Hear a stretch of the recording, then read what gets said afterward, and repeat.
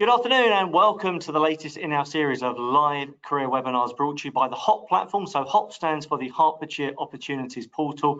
It is a website that is designed specifically for young people at schools and colleges in Hertfordshire, and there's a host of information on there to help you make your next career step. So if you're not already familiar with it, do have a look at our website, do have a look at some of those social media handles as well, and then you can keep following information such as the ones we're going to give you this afternoon. So the purpose of these webinars is to let you hear directly from people with a huge amount of experience in a particular industry. And today we are focusing on careers as cabin crew, and we'll talk a little bit more broadly about careers within travel and tourism as well. So we've got some great panelists for you, and I'll ask them to introduce themselves to you very, very shortly. First of all, just a bit of housekeeping. You should be able to see and hear us, but we can't see or hear any of you. So if you're watching this live and it's just gone 4:30 on Thursday afternoon, firstly, well done for coming home from school and investing your time to come and watch this webinar. We really hope it will be very informative and inspirational for you. To make the most of the experience though, if you have any questions or anything that you want to know a little bit more about, or things that you don't think we've covered, you can ask that question. You haven't got to put your hand up and speak out loud. You can do that via the dashboard that you've got on your screen. So if you see there's a tab there that says questions, if you click on that, it'll open out a box. You can type your question in there, it will come through. It'll only be visible to me, and then I can direct it to which of our panelists is most appropriate to answer that question. So do use that opportunity as we're going through. The session is being recorded today, so if you can't stay until the end of it, we'll probably be going on till about 5:15 would be my best guess.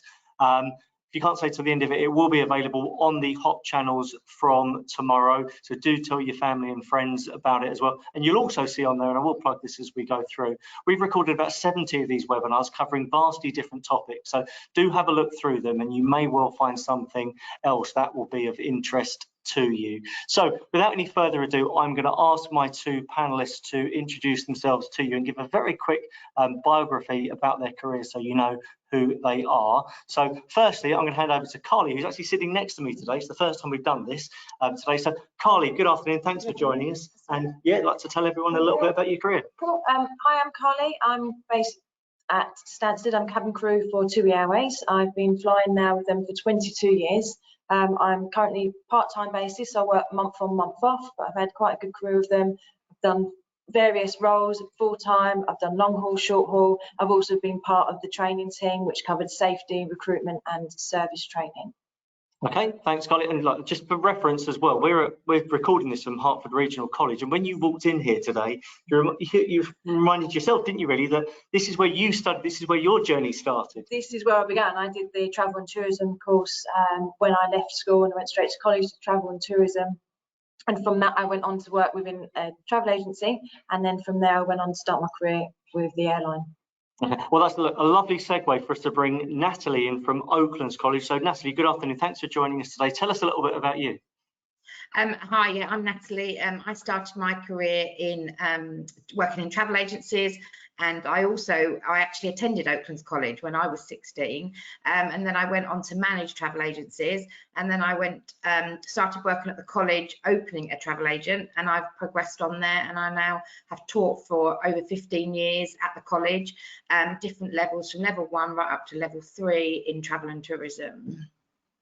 Thanks. And so it's worth referencing as well, for those of you that are watching, and I know that you're from kind of anywhere around Hertfordshire, you'll hear from Natalie, who will be able to tell you a lot about the courses that she and her team offer at Oaklands College. But all 4 colleges in Hertfordshire, so that's West Herts College around in Watford and Hemel, North Herts College up in Stevenage and Hitchin, and Hertford Regional College in Broxbourne and Ware, all offer travel and tourism courses as well. And I will share some links with you later on in the webinar so that you can directly access those, because you may want to find those. And of course, some of your schools may offer travel and tourism courses as well in sixth form. So there's plenty of opportunities for you. Okay, well, look, I mean, first question, you kind of alluded to it, Carly, but think back to when you were at school. What was what attracted you to this industry and to going into cabin crew? I had an aunt that used to work for Gulf Air as cabin crew, and I always looked up to that and thought it was an amazing job, glamorous. She always looked pristine, all in her uniform, and I just thought, yeah, that's what I would like to do. Travel and tourism also, just to travel the world. I was interested in geography at school. And that was how basically I got into it, and I started, did the travel and tourism course, like you said, at Hertford Regional, and it just went from there. It just spiraled. Well, Carly, tell us a little bit about what does the day in the life look like for you at the moment? Okay, so currently we're coming into the summer now, so the summer programme is a lot busier for myself at Stansted than what it would be in the winter. Coming out of the winter, I'd only have maybe 2 or 3 flights every 10 days. There are longer flights, so we do the Canaries. Stansted, we're just short haul, mid haul. So the furthest at the moment is our Egypt flight, which is Sharm el Sheikh. In the summer, you get your shorter routes. So you've got Palma, like you've got Portugal, Greece. They're not as long. So a typical day for me would be what we call 2 sectors. So I'd fly out and come back, and then the shift would be done. And you can, well, I can work 3 or 4 days, 4 days on, and I have to have then a day off in 8 or 2 days off in 14. So, and it varies. We get our roster every 6 weeks in advance. So I know from 6 weeks from today what I'm doing, and then we'll get each month a new roster comes out, and it tells me what flights I'm doing, where, and it also gives me information on the cabin crew I'm going to be with and the flight deck. So you said that a lot of, well, the flights that you do now are exclusively short haul and Yes. mid haul, but I know that previously you've done the long haul flights as well. So how much choice do you get about where you want to go and how far you want to go? Okay, so it obviously depends on your base. So I'm currently based at Stansted. However, I was based at Gatwick for 8 years. So that has a lovely mix, a varied mix of short haul, mid haul and long haul. So if you're on long haul, I would do, it depends on your route. So the further, so I'd go to the Maldives, as I said to you earlier, I would get about 9 days there. Would fly out because 2 years an airline only had one weekly flight. Fly out on a Sunday afternoon, and then I wouldn't actually return home to the following week, following Monday. Or the Caribbean, where we go more frequent, when you've got daily flights or every 2 days, you'd fly out one day and then you'd fly home the following evening and the next. So it depends on your route. And you get a mix. So you don't predominantly do long haul and you don't predominantly do short haul at Gatwick. You will get a mix, and you can bid for it as well. You don't have to do that. So I will put in to do bids for long haul. But if I don't want to do that, say my circumstances changed when I had a family, I didn't want to be away. So I took myself out of the long haul bidding system and just bid for short haul flights. Okay. So, you can control your roster. It's good. Natalie, let me bring you in as well. And I just want to think perhaps slightly more broadly. So cabin crew is really what we're going to focus on today. The students that you teach that come to you at Oaklands College, I think you were saying to me that cabin crew is often the more attractive career that people want to go into, but what are the other sorts of roles that people may go into if they're studying travel and tourism courses? Yeah, like, as you said, the cabin crew is very appealing, and we get a lot of people wanting to do that. But also we get people wanting to go into hospitality, working in sort of some of the large hotel chains. We've also had people go into hospitality and then go on to cabin crew, because having experience in hospitality really gives you an advantage when you're applying for cabin crew. Travel agencies and tour operators. I mean, travel agencies still on the high street, obviously not as many, but we still get people going into travel agencies. Yeah. Carla, I mean, you've done both, haven't you? Because you've worked in a travel agent as well. And do you find that having done one, it made the other one slightly easier? Like Natalie said, I think that with hospitality and then going on into the cabin crew role, I think it's as long as you get as much customer service base and experience. So having experience working in the travel agency, it did help me go on to be cabin crew, because you can understand from passenger side, from the whole booking system, from when they very first start, they're booking that holiday and the whole way through, and you're taking them through that journey. It definitely did help. And a lot of people go from cabin crew into hospitality, so the reverse, because you've got the experience, you're dealing with different passenger types, from families to businessmen to like younger clientele, like your groups of 18 to 30s. You also get older passengers that go away. So you've got a really good background in dealing with quite a wide spectrum of customer type. Natalie, we'll come on to the course and what's covered within the course in a bit. I just want to sort of drill down into a bit more detail with Carly here, really. And just we'll really just sort of find out about this experience of being in cabin crew. So let me put you on the spot, Carly. What's the next flight that you're going on, just so we can provide a bit of context? The next flight I'm going is Monday, bank holiday Monday, to Dalaman in Turkey. Okay, so just talk us through your day from the time that you wake up to what happens until the point where the plane's on the runway. Okay, so we report, I will need to be at Stansted Airport an hour and a half before the flight. Once we're in the crew room and all your crew are there, you'll then have what we call crew brief. So we will go through safety questions just to test your safety knowledge. We'll go through service, you go through what we will be doing throughout the flight. We'll look at things like the passenger type. We've got passengers on with allergies, so there's a lot of nuts allergies at the moment, therefore we've got to be mindful. It could be a severe one, so you have to ask every passenger then to not eat any nuts or nut-based product they have. We look at what wheelchair passengers we've got, how many wheelchairs. We also have to think of lithium batteries. So it is a lot involved in that briefing. Then the flight deck will come over, so be it the captain or the first officer, they would tell us what the weather's like en route, whether it's going to be smooth and it's going to be a few bumps, whether they have to put the seatbelt signs on, just to alert us. We would then go through security, so we have to go through our own security at Stansted, same way as what a passenger would in the main terminal. And once we get to the aircraft, we then get on. You have to assign a position. So, for instance, I'm a senior cabin crew, so I'll be at the back. So then I'll come on and I'll check all the equipment within my area. I also have to check the water and waste in the aeroplane.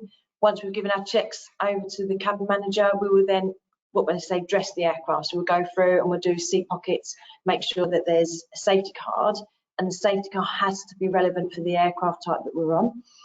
Once we've done that, we've done security checks, we then bring the passengers to the door, and then we will board the passengers. And then once we get given all passengers on board, the flight deck will allow us then to arm the doors. So by doing that, that means we're engaging the slides. Not that I've ever needed to do this, but the slides are engaged should we ever need emergency evacuation. We'll do a safety demonstration, and then we will take our seats ready for takeoff. So, okay, so I mean, that sounds, I mean, you've articulated that really well. I mean, clearly to the point that that's a real routine for you.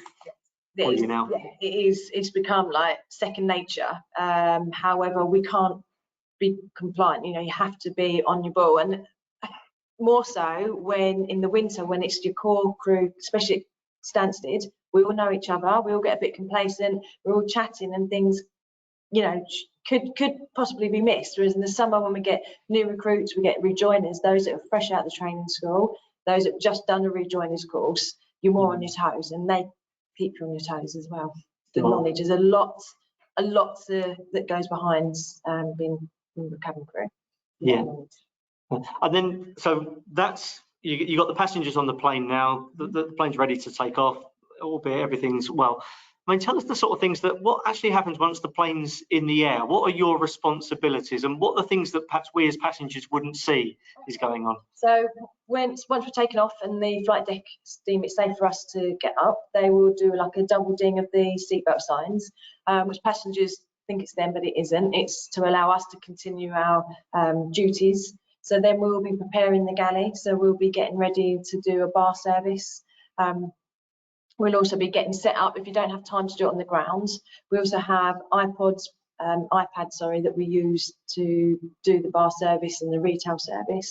So we're getting all this prepared. We will then be letting passengers know that we'll be coming into the cabin shortly, and to let them know what their service, what to expect from us on that flight. Okay. And then just round it off. So the plane's landed, passengers have all got off. What happens then? Okay, so once the aircraft is totally empty, all the passengers are off, we will then go through the cabin. We'll do a security check, make sure that no one's left anything on. There's not one flight where a suitcase is left in the overhead compartment. There's iPhones, iPods, there's glasses. So we go through and make sure that everything's cleared, and then cleaners can come on. And then we have to check the ID of every single cleaner, make sure that's all in date. And then we do what we did outbound, where we'll go through and dress the aircraft. So then we'll make sure every single seat pocket is got safety card, a cafe menu, a shop magazine in them. All the seat belts are crossed. And then once that's complete and the cleaners have got off and the caterers, we will then redo our security checks before any passenger can be allowed back on board. So I suppose there are some times when the plane that you've just been on is effectively going to come back again, and you're going to come straight back on it. But there's other times. I mean, you were saying there were times in the past when you've had sort of 9 days in very exotic locations. There is, yeah. So in which case we will then, once we've done our jobs, we will then get off, and the crew that are returning home, they will then take over on that aircraft that we've just got off, and that aircraft will return. and the crew and the flight deck, we will stay. Okay, so look, I suppose my natural follow, and I can see there's some questions coming through, and I'm sure there's perhaps lots of specific experiences people will be interested to hear about, Carly. But I mean, just generally, what are the most enjoyable parts of the role? So from everything that you've just described there. What I like is there's no one day is the same. So there's no flight that's the same. You don't always fly with the same crew. Obviously, you have different passengers every single time you fly. I like the mix of that. And also, once your day's done, that's it. You don't go home and take that day with you to the following flight. So I mean, so that flight's over. The following day, it's a whole new day, a whole new flight, whole new set of passengers, crew, flight deck. I love the variation of the job that it gives you. Sure. And then the flip question of that is, what are the more challenging parts of the role? More challenge, I would say, is more so for maybe the passengers. Passenger expectation is a lot higher these days, and also we do have a lot more allergies with passengers on board. You've also got a lot of children. We've got a lot of children now that come on that have got ADHD, autism, that we also have to deal with, and that's very hard because you're in a confined space and they don't want to be kept in that space, and especially when it's turbulence and you've got to make them keep their seatbelt on. So you have your challenging times, but you know, we deal with it. That's the challenge of our job, and the beauty of it, the difference in the days. So I'm sure there will be questions about turbulence. In fact, there aren't any. I've got a few for you. Come on. Natalie, you work with lots of young people who are perhaps coming straight from school and they're thinking this is a career for them. What do you think are often the myths that young people have about working as cabin crew, whether those are good or bad things? Yeah, I think they think that it's a bit sort of an upmarket waitress, and they think that it's easy, a lot easier than I think it possibly is. Even with the short haul, it's a way of seeing lots of places. But I think with short haul, correct me if I'm wrong, but you don't really get a turnaround, do you? You're on the next plane home. Yeah. But yeah, I mean, the thing that does attract them is the long haul destinations and the fact of seeing the world, I think. Yeah. Okay, well, look, next section is more about how the entry routes to get into the industry. So look, Natalie, I'll link sort of quite heavily on these questions. So firstly, can you tell us about the travel and tourism courses that are available at Oaklands College? Yeah, we do a level 1, which is a business stroke travel course. So that is with really, you've got no entry requirements, and it's sort of 50% business, 50% travel and tourism unit. But with that, sometimes it's a stepping stone then to move on to level 2 travel and tourism. And then your travel level 2 is entry requirements are grade 3 grade 3s or above. And then level 3 is a 2-year program where you have to have your grade 4s in English and maths and 2 other at grade 4s. So with your level 2, you don't have to have your English and maths, and you continue that while you're in college. So we do sort of offer, yeah, right through level 1, right through up to level 3. Sure. Okay. And as we said right at the start of the webinar, that will be mirrored by the other colleges, certainly within Hertfordshire, you know, yeah, those perhaps slightly outside of county as well. So do have a look at those ones. And let me take a level 2 course, Natalie. Although if you want to talk about level 3, you know, please do. What things are covered with on the syllabus? You said, I mean, cabin crew is kind of a small part of that. So what are the other things that people learn about? Yeah, cabin crew is only on the level 3 program. It's very varied. We do things like hospitality and customer service, both on the level 2 and the level 3 program, which are both key units that can feed into cabin crew. We also look at, we have a unit on work experience, which is brilliant because you all get to go out into the industry, and when they say, can I please be cabin crew for a week, we obviously have to say, well, no, not this time. But we do have some really, really good links. So we've had people in at Signature Flights at Luton Airport, which is a private jet hangar, so they get sort of the experience of ground handling. As I say, work experience, we've had people in hospitality, tour operations, another unit, we do UK destinations, we do European destinations, worldwide destinations, which again, like Kylie said, knowing that background really helps you if you decide to go into cabin crew. Sure. And then, I mean, Natalie, you might not know the answer to this one. In fact, Carly, you might not know the answer to this one. But to go from having studied that level 2 or level 3 qualification to actually getting a job at TUI or any other airline, do you know what the entry requirements are for them? What sort of qualifications are they looking for? You have to be 18. Carly, tell me if I'm wrong. You have to be 18. Yes, and so that's the key thing, because if you've come in at 16 and you've done a level 2 program, you're going to have to do another year, you know, a level 3 program. I don't think there is, you know, it's in your advantage to have a travel and tourism qualification, but it's not a necessity. So you could be 18 and not have studied travel and tourism, and if you're the right person and got a bit of hospitality experience, then the chances are, you know, you could be a potential candidate. I don't think English and maths are a necessity, but obviously within the level 3 program, you have to have your English and maths.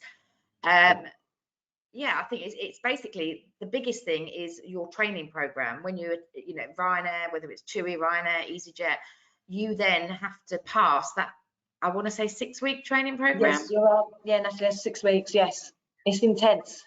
That is intense, and I've had students that have gone off and failed, but gone back and had another attempt and passed the second time round.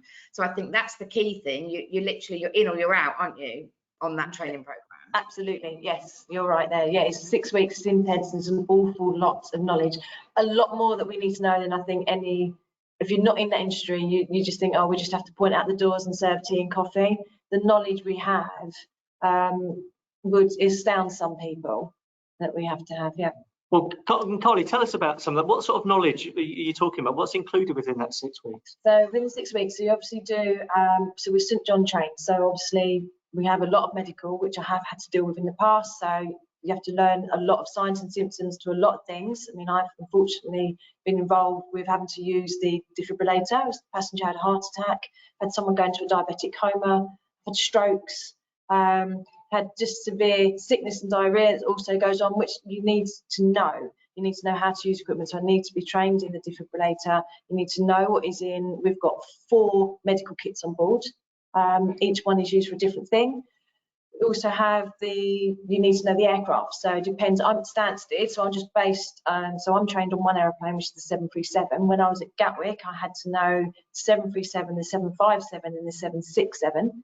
You have to know basically where all your equipment is. So you do all the handling of like fire extinguishers, passenger oxygen, you've got fire gloves, fire axe, like everything, every piece of equipment, you need to know how to use it, where it is on the aircraft and when we would need to use it. We also have to deal with survival, so survival in desert, survival in water. When I did my training, we went to a swimming pool up near the training school in Loughborough, and we did a slide raft. So basically we had to erect a slide raft and get as many of the crew that was there, the trainees, into the slide raft, and then you have to then go into your survival on water, and you need to know all the contents that are in that survival pack. So it is a lot. There is an awful lot to take in. I probably missed a lot out, but yeah. There's something that we've also done is the safety awareness training at Heathrow, the British Airways, but just recently we haven't been able to because they're using it purely for staff because they've had to train so many new staff. But that gave our students a huge insight into cabin crew. Yeah. There's an awful, safety is obviously paramount. I mean, and with the exams, you have to be spot on with everything, with your wording. They're very strict. But as you say, if you do fail it, you do get the opportunity to reset your exams. But for those 6 weeks, I don't think I had my head out of the safety manual. No. Now, of course, Natalie and her counterparts in the other colleges would strongly encourage students coming up to end of year 11 to consider the travel and tourism course at one of the colleges. But I mean, you said, Natalie, that having a travel and tourism qualification isn't a prerequisite to get a job in cabin crew. So, Carly, let me ask you, what other school subjects do you think might be useful for someone? I mean, I'm thinking, is having a foreign language going to be really advantageous for you? Definitely. Languages, a lot of the crew have their badges on, the countries on their badge, that the language they speak.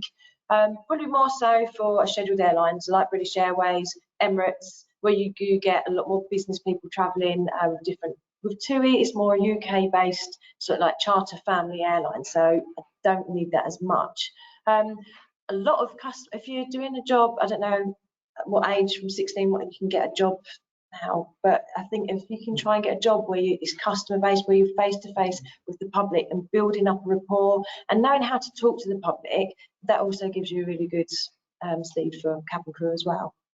Yeah, someone once said to us, it was a recruitment person for cabin crew, that if you do work in hospitality, if you deal with a certain situation, just make a note of it in the back of a notebook, because when it comes to interview, sometimes you forget those situations that you've actually dealt with, and then you can, recall those at your interview.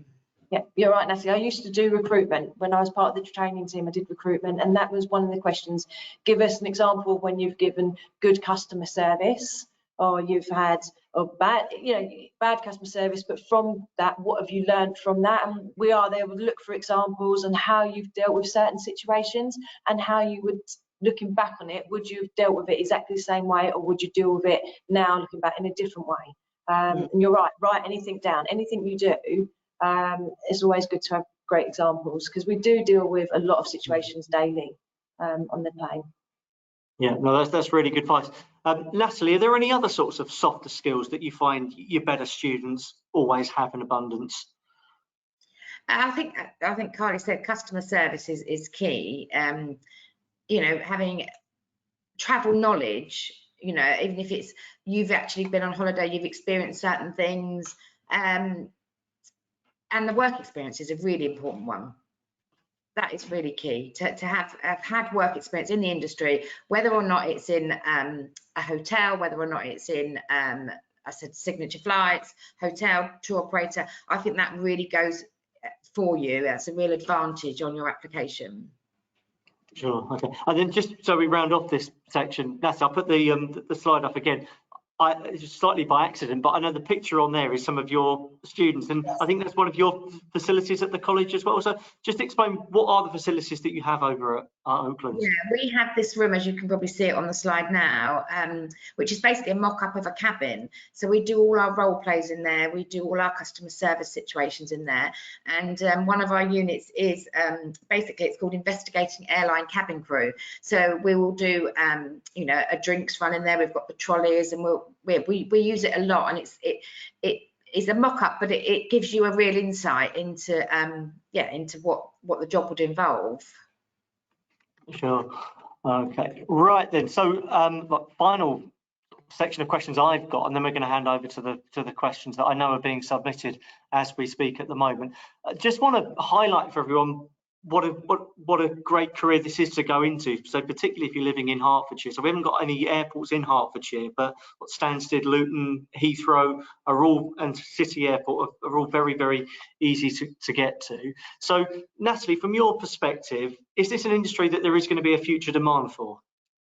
Oh gosh, absolutely. I mean, at the moment, more so than ever, since sort of after COVID, lots of people made redundant.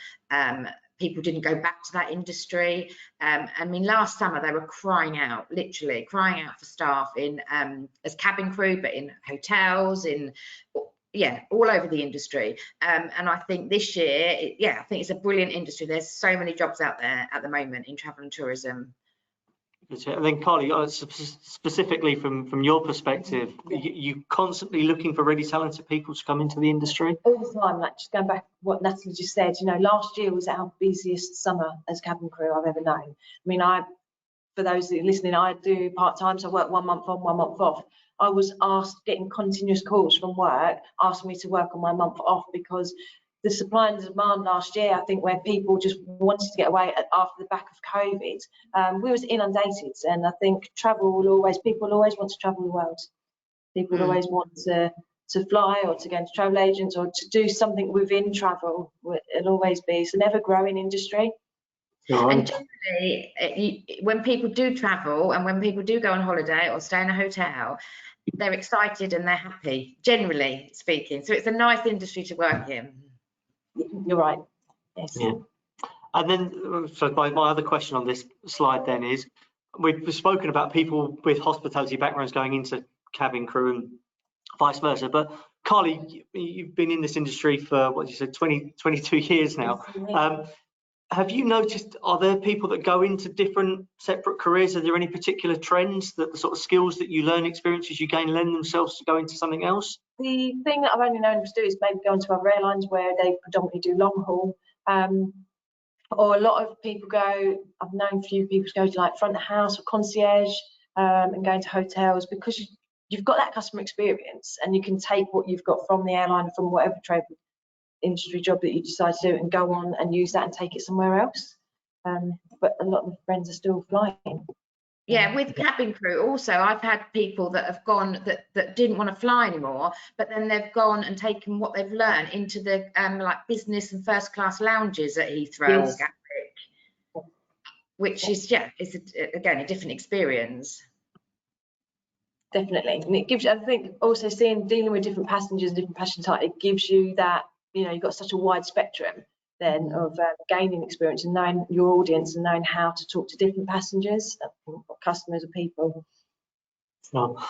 Okay, well look, we've got some really good questions and really interesting questions that have come in, so I'm going to go through these now for you. So both of you can answer these if you've got anything to add to that. And then, I mean, the question: does height matter?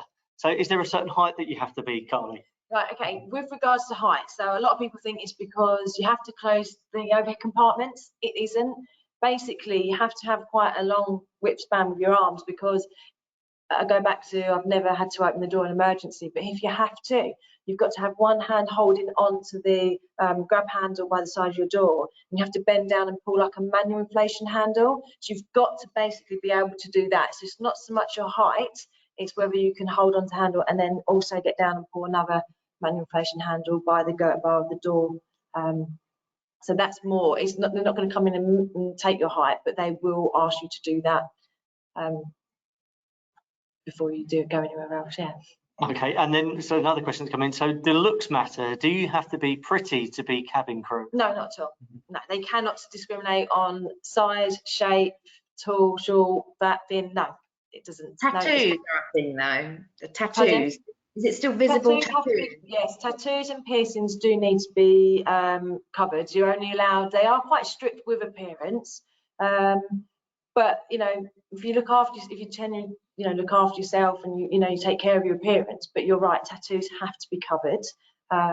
So you've got the option with different types of uniforms. You can have a long sleeve if they're wearing blouses, short sleeve, long sleeve.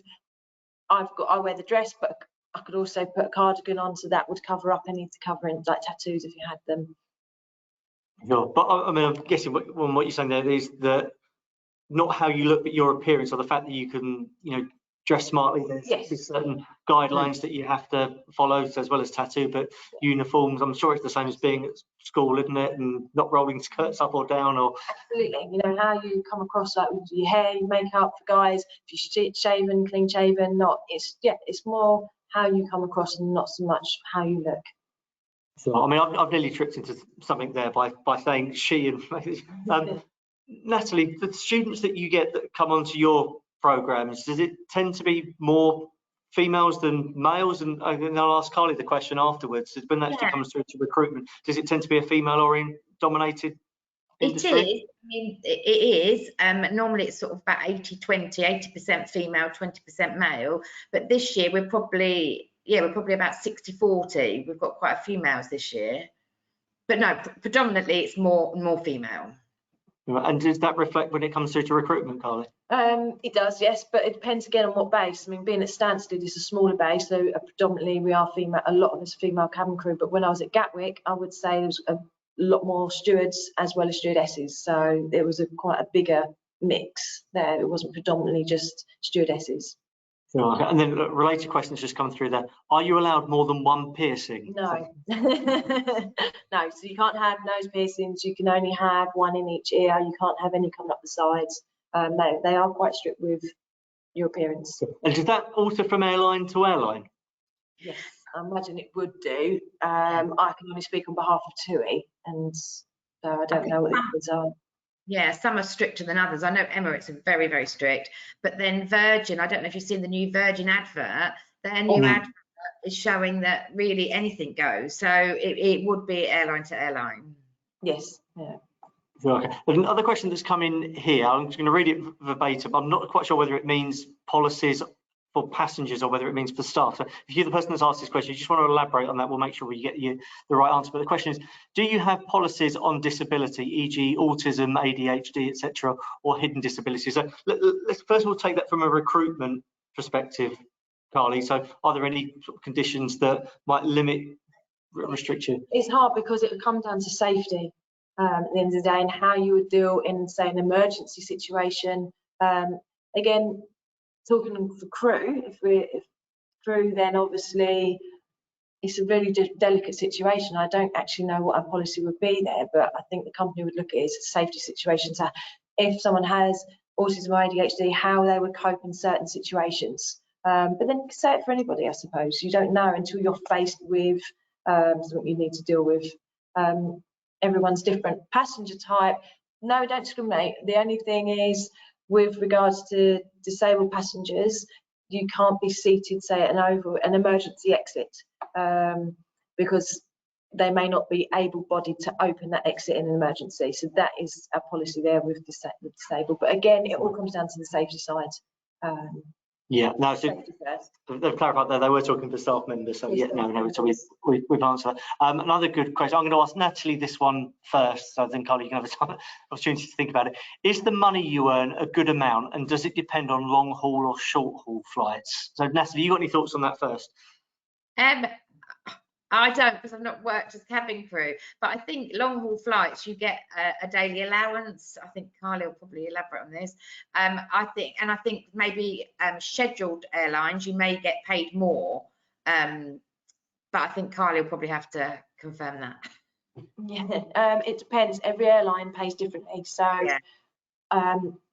At TUI, we pay by the hour, every hour. So if I was, the moment I would check in for report times, so my report times, they would be midday. I get a basic, and then you'd get an hourly rate. So if I was midday check-in and we landed back at midnight, you get another 45 minutes after that. So you get, say, 12 hours and 45 minutes at whatever our hourly rate is. And that goes for short haul and long haul. So if you've got a trip where you're away for 8 days, you're being paid by the hour, every hour, for the whole time you're away. So yes, long haul, you would earn more with us. Other airlines, I know that you get a certain daily rate that you've just said, Natalie, but in the currency of the country you're going to. So it all depends, airline to airline, the contracts and the pay is different.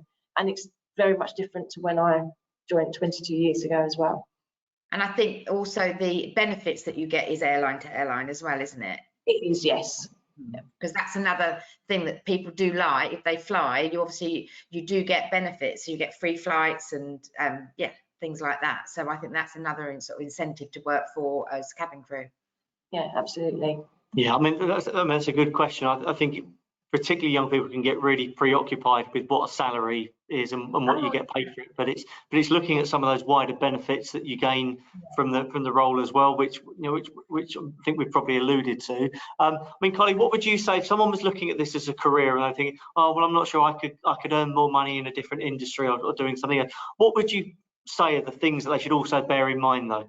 I mean, travel industry isn't a massively paid job. I'm not going to lie, it isn't. But going back on what you said, Gareth, that basically it's all the perks that go with it. So you do get like your flights, so you get late seats. But again, it depends on. Also, I get paid on commission on what we sell on the flights. But again, it does go from base, different airlines and different base to base. I think it's a great way of traveling the world and getting paid to do it. Yeah. And especially if you're a youngster, if you're like in your teens and you want to get out there and you want to earn a bit of money, but you also want to see the world at the same time, then I would fully recommend it.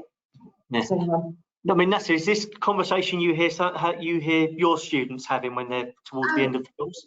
Absolutely, yeah, no, absolutely. It is an amazing career to go into, and then it may be that. So I've got friends that are in the industry, and I think Carly did the same. You have like a career break because obviously it's not. When you have your children, it's not particularly family friendly, is it? No, I get where you're coming from, but you know, with TUI, they've allowed me to do 50%. We can also do 75%. So you have got options, and it does. But then I think if you've got a good support around your family with children. I mean, I have to be at work sometimes at 3:30 in the morning. Okay, I'm lucky I've got a husband at home, but then he has to leave the house by 6:30. So it's then trying to arrange childcare and whatever else. But there's ways and means around that. But the airlines are more flexible, and you can change your flights. If you've a flight that you can't do, you've got the option to swap off a flight and that with another colleague. There's so many options that you can make it work. Definitely, there's a lot of flexibility. So a question just come in there. So Carly, this one's very much for you. Do you get to stay in the country you fly to? So tell us some of on long haul, yes. So it all depends on the route. So I mentioned a few years ago, I was lucky enough to be in the Maldives for about 8 or 9 days. But then that's because we only done weekly flights. We also do Cape Verde. I think TUI are the only airline that fly to Cape Verde, and you'll get anything from 2 to 4 days in Cape Verde, depending on what base is flying out there that day and how many days later you fly back. The Caribbean, we frequent, I'd say every 2 days, so your trip is a lot shorter. But long haul and say mid haul routes like Cape Verde, you do get to stay, but the short haul, so in the summer I'll be doing Palma, Menorca, Ibiza, Canaries, Greece, Turkey. No, you are literally the outbound, and then you literally do the return home. Yeah. So your next flight, you said, was it Dalaman you're flying to next week? What's your turnaround time? 1 hour. Literally 1 hour. So, and it's a lot to do in that hour. You know, you've got to get all the passengers off, which isn't quick. And then obviously you've got to turn the aircraft round, you need to clean in, needs to be refueled, recatered, and get the inbound passengers on. It's a tall order.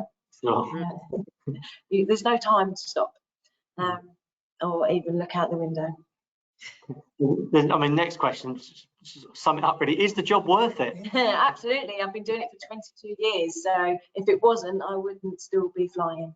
So I mean, we spoke about the money that you can earn from it, but I guess the currency that you're earning really is those experiences and those life experiences that you get. Which I mean, I'm lucky enough to have travelled, quite a lot, been to a lot of the countries, nice countries, and it's meeting new friends. It's when you're in that country and you're there for a few days, that time's yours. So you can go out, you can travel, where you can have a look around. It's just like being on a holiday with your friends. And getting paid. Yeah. Carly, I'm quite interested. You said you're senior cabin crew now, which therefore means that you have extra responsibilities.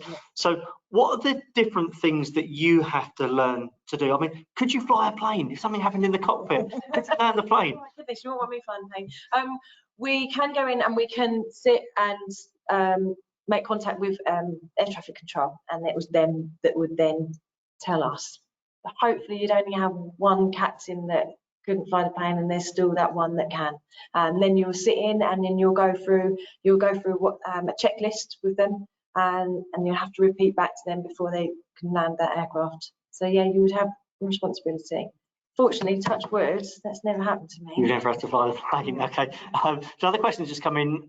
Can introverts become cabin crew? Well, let me start with you, Carly, and then Natalie, I'm interested to get your take, because you will see young people on a particular sort of learning journey that may have, their personalities may change a little bit. So you might be an introvert at 16 and not be so by 19. But Carly, let me ask you to take that question to start with. Absolutely. I mean, we have different, like this last year, we had so many and really varied mix of new recruits. Some were far more outgoing than others, but it was the introverts that actually really done a great job. They knew all their stuff. They wasn't overconfident, which sometimes you're overconfident also doesn't help you. But absolutely, and I think they'll just gain more and more in experience and probably confidence as well as they do it. It takes a good 6 months to a year to actually settle into the job. It's a job like no other, and until you've experienced and done it, you can't explain. Don't expect to come on. I know it's a dream job, and everyone, the moment they come online, which is what we've all been working on the airline, so once they come online, don't expect the first flight to be amazing, because it does take quite a few months for you to get into a pattern and find your feet. Yeah, I mean, Natalie, just thinking about personality types of students that you have that go into hospitality more broadly. Yeah, so I mean, obviously that's another sort of benefit from coming to college, because you build on all those skills during your time at college. So, you know, your confidence grows, your teamwork skills grow, lots of different skills, and you really develop. So it may be that you begin college and then by the end of it, you know, you're a lot more confident, and then that you take those skills then into the workplace. Yeah, no, absolutely. So yeah, so quite clearly, yeah, can introverts become cabin crew? Yes, and they can be very good funds as well. Colin, this is a question for you. What's the most memorable place you have been to when working? Most memorable? Havana in Cuba. I was lucky to have a couple of nights in Havana. We went to Ernest Hemingway's bar and Floriditas, and it was just to experience that atmosphere in Havana itself. Yeah, I've been very fortunate. How long were you there for? I was in Havana for 2 nights, and then we went to Varadero for another 2 nights after that. And if you know that you've got those couple of days, right, do you act like a tourist? Will you have all your travel guides out before anything? Oh, I must go there and I must go there, or 9 times out of 10, a lot of the crew have been there. If that's your first time, you'll always find there's crew that have been there, so they'll know where to go, the places to do, or the excursions. So you kind of become your own travel guide, tour guide, more times you go somewhere. So yeah. Yeah. Okay. Well, let me not leave you out of this question, Natalie. I assume that question was for Colin, specific to cabin crew. What's the most memorable place you've been to? I was lucky enough to go to Bali last year. Yeah, and it was amazing trip. Bali and Singapore. So yeah. And it was quite interesting. At a hotel where we stayed in Singapore, it was a hotel where cabin crew stayed. So we got chatting with the cabin crew, and and they had a 4 nights in Singapore before they flew on. Some were going to Australia, some were coming back to the UK. But yeah, Singapore and Bali, yeah, amazing. I mean, it's interesting that you said that. I mean, Colin, I was going to ask you the question: when you're out there and you're staying there, I mean, it sounds like they do put you in the nice hotels. So I wonder whether they just put you in the sort of the 2-star and. No, they have to be set. So the majority of the time it'll be like one of our own, maybe a 2E hotel. But no, we do stay in nice hotels, and if you're there and it's an all-inclusive, then you're entitled to all-inclusive as well. If it isn't, then we get an allowance for breakfast, lunch, and dinner. Sure. Okay. Right. I'm going to ask the final question because I wanted to ask this one. So, Carly, I want to know, what's the most memorable thing that's happened on a flight? Now, you've spoken about some of the perhaps not so nice things that have happened, but I'm sure there's sort of plenty of stories you can tell about things that will always stick in your mind. To be those. Probably we've had quite a few famous people on board. I've had Stephen Mulhan. I've had, they might be too young for these guys, Duncan and James from Blue, and I can't think of his name, Anthony Costa. I've had a few people from, we've had Harry, the guy from Harry Potter, Rupert Grint, is it? Mm-hmm. He was on, we did Lapland, but Lapland trips were amazing. So one of them that sticks out is a Lapland trip, because there's such an amazing experience. The flight out with the children, we do all sorts. We do Christmas carols, we do Santa comes through the plane, but they're my most memorable ones, is the Lapland ones, and the famous people we have on board. They blocked out all the bad flights that I've had. Okay. You do have bad days. Well, I'm sure people will be thinking this, but like motion sickness or dealing with turbulence, how long does it take you to get to grips with that? I've been lucky. I haven't suffered with motion sickness, but we did have a new recruit last year, and she was quite unwell, bless her. But she got the bands, like sickness bands that she used to wear on her wrist, and I think as she got through the season, towards the end, as though it didn't exist. So as I say, it does take a good season. The season would be in 6 months to settle into the job and the role. Yeah, I mean, Mike's, but the last time I flew transatlantic, and it was in the winter, so I guess that probably didn't help either. But the turbulence was awful. My wife is not a good flyer, and she was really panicking. I'm kind of okay with it, but the cabin crew was just a picture of serenity. Really, it was as if nothing was happening whatsoever. Which I don't know whether that's because you're trained to act that way, even if it isn't, or perhaps they're just totally immune to it. You do become immune to it, but also it's our job to reassure and to talk to passengers and just remind them that it is one of the safest ways of travel. Nothing's going to happen to them. I've been, say, 22 years, I've got a young family at home. If I didn't feel safe in that plane, I wouldn't get on it. So when it is turbulent, we're used to it, but we've also got to remind ourselves that that could be that passenger's first time on an aeroplane. So just to go down, just a few words of comfort, reassurance, and it goes a long way. Yeah, okay, good to know. Okay, we're about done here now. So just to wrap up, on your screen at the moment there's various QR codes that might be of use to you. So I put on there, Carly, I put the TUI recruitment and careers page, which is really interesting. There's some really good resources and materials on there. So you could have a look at vacancies that are open at the moment, but there's lots of really good information on there. I've also put the Oaklands College Travel and Tourism page, that is QR code on there as well. And I've also put the 3 other colleges on there. So let me just leave that screen up for you. So if you want to take a picture of those, that will take you directly through to their respective pages. Natalie, let me ask you just to come in, final word from you. If students are thinking now, they may be coming towards the end of or thinking about what they'll do after year 11, why should they come and do a travel and tourism course? I think it opens up so many opportunities. I mean, people sometimes think, oh, travel and tourism, work in a travel agency or work at an airport, but it really does open up many doors. And it may be that you do the 2 years and you go into hospitality, but then that can lead on to something else, and that can lead on to something else. It's a really hands-on. It's a very good course, and it covers the whole of the travel and tourism industry. Sure, okay. I think, Carly, I haven't prepped you for this question, but take yourself back to when you were, well, considering whether you were going to go to college, what you were going to do at 16. Yes. What would you say to yourself, or what would you say to another 15, 16-year-old at the moment who's thinking about what their next steps might be and whether working in cabin crew is the career for them? Well, I mean, I'd go for it. I think the travel industry is such a nice industry to work in. And like Natalie just said, there's lots of jobs that linked with travel and tourism, especially within the travel industry. It's not just working as a travel agent, it's not just being cabin crew. There's so many other options and doors that it could open for you. So once you get your foot in one door and you get experience there, then it may lead to something else that leads on to something else. Myself, I would tell myself to do exact path that I've done, because I wouldn't change anything.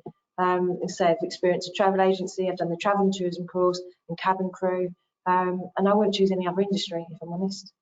That's a lovely career. That's a pretty strong and emphatic message to leave us on. So just before I go, just to remind all of you watching this, have a look at our HOP website, have a look at our social media handles. The QR code in the top corner will take you to our virtual encounters page. So there's about 70 of these webinars, same format. There's a whole variety of different careers that are covered within there. So do have a look at them, do show them to your family and friends as well. We do one of these webinars every week. Next week, we're doing careers in pharmacy. Then we've got careers as a sign language interpreter. We're covering one as careers in the ambulance service coming up as well. So there's something for everyone out there. So firstly, for those of you that come home from school that have watched this live, have submitted your questions, really thoughtful questions, thank you so much for doing that. We really hope that this session has been inspirational and really informative for you. But first and foremost, can I thank our panelists, to Carly and to Natalie, for giving up their time this afternoon and sharing their experiences with you. You've both been real stars. Thank you. So let me just wish all of you the very best with your future careers and your next steps. Thanks so much, and have a very good evening.